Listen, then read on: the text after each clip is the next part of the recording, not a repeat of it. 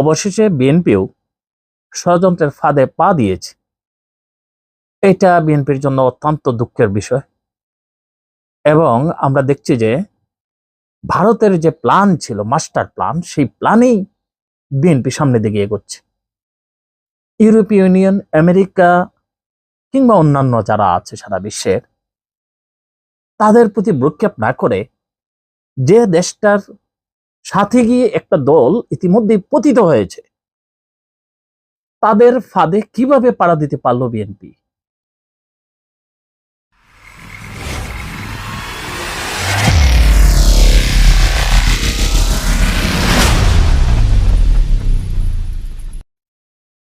সুপ্রিয় দর্শক, শুভেচ্ছা নিন। ঈদের মাত্র আর একদিন বাকি আছে, কিন্তু আমরা যে চারদিক থেকে খবর পাচ্ছি তাতে করে মনে হচ্ছে দেশের সবচেয়ে বৃহৎ দল, একটি জনপ্রিয় দল বিএনপি সম্পর্কে খুব ভালো একটা সুখবর পাচ্ছি না। ইউরোপীয় ইউনিয়ন, জাতিসংঘ, যুক্তরাষ্ট্র, যুক্তরাজ্য কিংবা অন্যান্য দেশ, তাদের সবার কাছ থেকে যে ধরনের নিউজগুলি আমাদের কাছে এসে পৌঁছছে, তাতে করে we are very much dishopeful, quite disappointed. এটা কিন্তু আসলে তাদেরকে দোষ দেওয়া যাবে না, because the whole world is watching us. এবং বাংলাদেশে কি হচ্ছে, কি ঘটছে, তারা কিন্তু দেখছে। They are observing us very deeply, because they have many sources here in Bangladesh. So according to their source, BNP still they are unable to stop their extortion. চারদিকে চাঁদাবাজি হচ্ছে, এই চাঁদাবাজিটাকে এখনো স্টপ করতে পারেনি।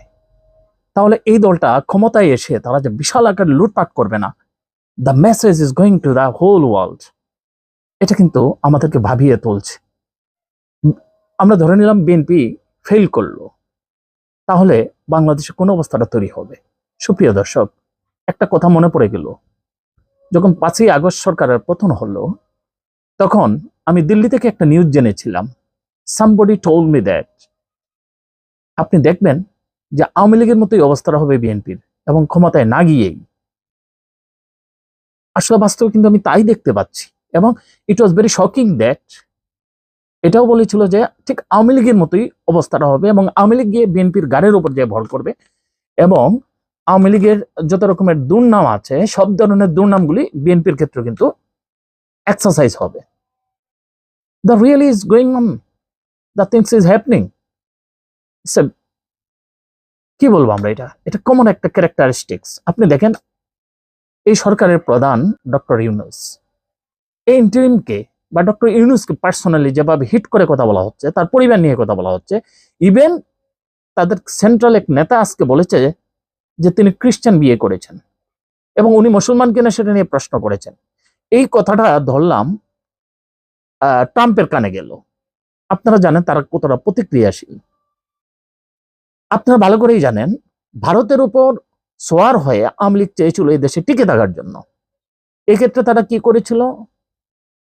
যুক্তরাষ্ট্রকে তাদের প্রতিপক্ষ বানিয়েছিল, পুরো পশ্চিমা বিশ্বকে তারা প্রতিপক্ষ বানিয়েছিল। দ্য কনসিকুয়েন্সেস দ্যাট আমরা দেখতে পাচ্ছি আমাদের চোখের সামনে। আজকে শেখ হাসিনা কোথায় গেল? তাহলে বিএনপি যে এই অবস্থাটা শুরু করেছে, ডক্টর ইউনূসকে তারা প্রতিপক্ষ বানিয়ে ফেলেছে। এটা কি ঠিক হচ্ছে? মোটেই ঠিক হচ্ছে না। কেন ঠিক হচ্ছে না? যে ওনার কথার উপর তারা হয়তো তার কনফিডেন্স রাখতে পারছে না, কিন্তু সেটা তারা পরিপক্ক বা ম্যাচিউরড নেচারে তারা এটাকে ফেস করার কথা। But what is going on? The central leader of the BNP, they are talking abruptly, যেন মনে হচ্ছে তারা পাগল হয়ে গেছে, পাগলের মতো কথা বলছে। They are uttering such a language that people totally betraying them. সারা ওয়ার্ল্ডে যারা যে বাঙালিরা ছড়িয়ে ছিটিয়ে আছে, বিদেশে আছে, তারাই নিয়ে কথা বলছে। তারা মূলত ভালো কথা বলছে না। সারা বাংলাদেশের মানুষ এই বিএনপির আস্তে আস্তে এগেনিস্টে চলে যাচ্ছে, কিন্তু দলকানা কিছু মানুষ তারা এতটাই তীব্র ভাষায় আক্রমণ করছে যে ঠিক যেন আওয়ামী লীগ, যুবলীগ, ছাত্রলীগ তারা যে ভাষায় আক্রমণ করেছিল ডক্টর ইউনূসকে, সেই ভাষায়। আপনারা জানেন আওয়ামী লীগের পুলিশ, বিজিবি, আর্মি সবকিছু শেখ হাসিনার ছিল। এত সত্ত্বেও তারা কিন্তু ডক্টর ইউনূসকে এই কোর্টের বারান্দায় দু একবার পায়চারি করানো ছাড়া আর তাকে কোনো কিছু করতে পারেনি, তার টিকিট স্পর্শ করতে পারেনি। আর বিএনপি এখন তারা জনপ্রিয় দল, তারা তাদের জনপ্রিয়তার উপর ভর করে তারা এমন সব কথা বলছে যেন মনে হচ্ছে আওয়ামী লীগের চাইতে বা সরকারি দলে আওয়ামী লীগ যেভাবে যে ভাষায় কথা বলছিল সেরকম এবং এর চাইতে বেশি শক্তিশালী। আসলে কি তাদের পাওয়ার রয়েছে বিএনপির? আসলে তারা মাঠে থেকে যা করতে পারবে তার নাম হতে পারে এক প্রকারের সন্ত্রাসী, এক প্রকারের এক্সট্রিমিস্ট। বিদেশের এই ধরনের তাদেরকে ডিফাইন করতে পারে, এর বাইরে তাদের কিছু করার থাকবে না, কারণ তারা সরকারে নাই। তারা, আমি মনে করলাম ডক্টর ইউনূস তাদের প্রতিপক্ষ। এখন ইউনূসকে তারা কিভাবে থামাবে? তাদের কাছে কি বাহিনী আছে? তারা যদি ব্যাপকভাবে সারা দেশে বিশৃঙ্খলা সৃষ্টি করে, the whole world is with doctor Yunus, তারা ইউনূসকে সাপোর্ট করবে। ইতিমধ্যে হিলারি ক্লিন্টন বলে দিয়েছে ইলেকশনের নামে ডক্টর ইউনূসকে চাপে ফেলানো হচ্ছে। ইতিমধ্যেই সারা পৃথিবীর বিশিষ্ট নাগরিকরা এই নিয়ে বিবৃতি দেওয়া শুরু করে দিয়েছে, ইউরোপীয় ইউনিয়ন বিবৃতি দেওয়া শুরু করে দিয়েছে। এই যে লুইস যে বক্তব্য দিয়েছে যে করিডোর নিয়ে কোনো ইস্যুই হয়নি, জাতিসংঘ এই ধরনের প্রস্তাব করেনি, এই যে কথাটা কার এগেনস্টে গেছে? Dear viewer, this is the against of BNP. So বিএনপির বোঝা উচিত দে আর নট সো ম্যাচিওর। সারা বাংলাদেশে তাদের একটা বুদ্ধিজীবী বের করেন যে বিএনপির হয়ে কথা বলছে, কেন্দ্রীয় নেতা 2-4 জন বাদে।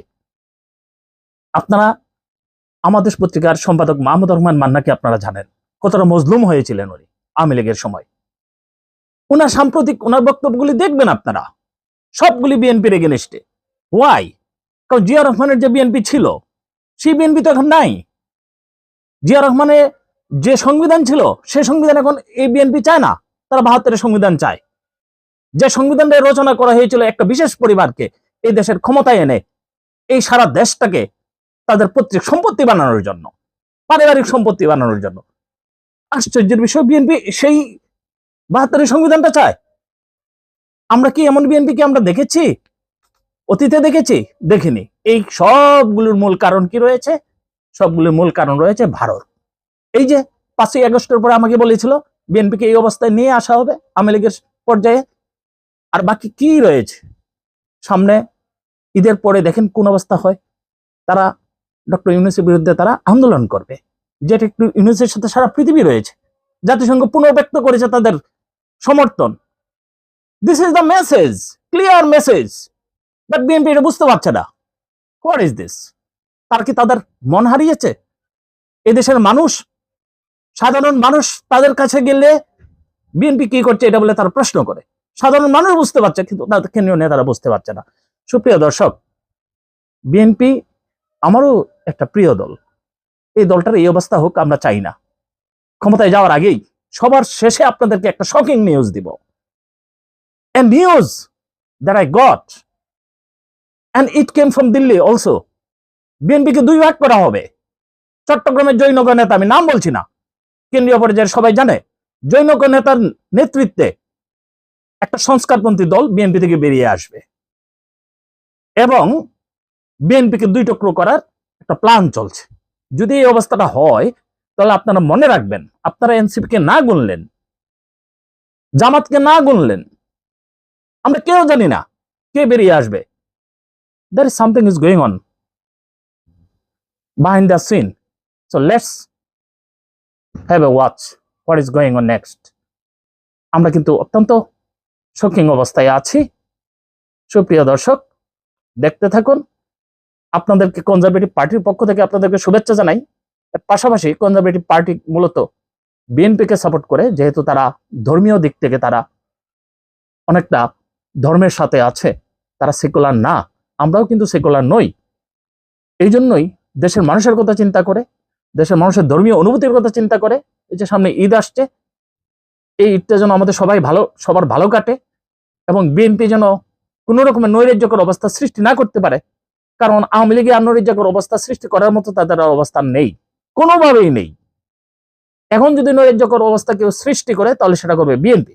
সুপ্রিয় দর্শক, বিএনপি যেভাবে আওয়ামী লীগকে ধারণ করে ফেলেছে ইতিমধ্যেই, বড় বড় নেতারা, ইউনিয়ন পর্যায়ে উপজেলা লেভেলের সব নেতারা এসে বিএনপিতে ঢুকে পড়েছে। আমাদের আশঙ্কা হচ্ছে এই দলটা কোলাপস করে কিনা। সুপ্রিয় দর্শক, ভালো থাকবেন।